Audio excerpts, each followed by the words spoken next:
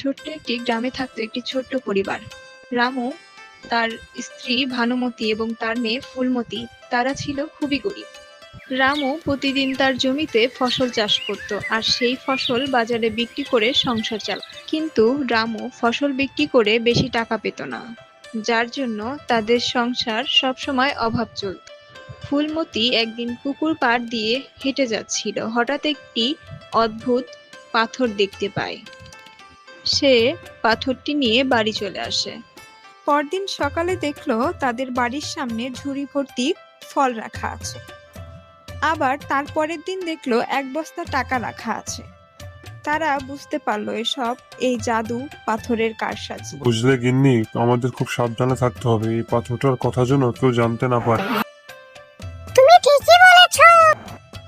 তুমি আবার এ কথা পাঁচকান করতে যাও না না, তা কেন করতে যাব? কিন্তু তারা যে ভয়টাই পাচ্ছিল সেটাই হলো। কিরে, শুনেছিস নাকি রামুরা নাকি একটি জাদুর পাথর পেয়েছে? পাথরটা নাকি ওদের খাবার দিচ্ছে, ব্যাগ ভর্তি টাকাও দিচ্ছে। হ্যাঁ কর্তা বাবু, শুনেছি। রমেশের স্ত্রী গীতা তখন পাশ দিয়ে যাচ্ছিল এবং তাদের সব কথা শুনে সে রমেশকে বলে, শুনলাম রামুরা নাকি একটি জাদুর পাথর পেয়েছে। আশ্চর্য তার ক্ষমতা। তুমি কাল যাবে আর জাদুর পাথরটি চুরি করে নিয়ে আসবে।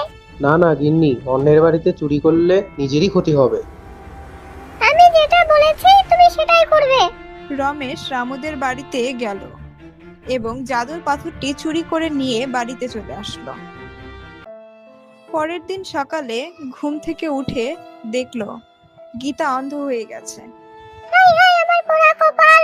আমি তোমাকে বলেছিলাম লোভ ভালো নয়।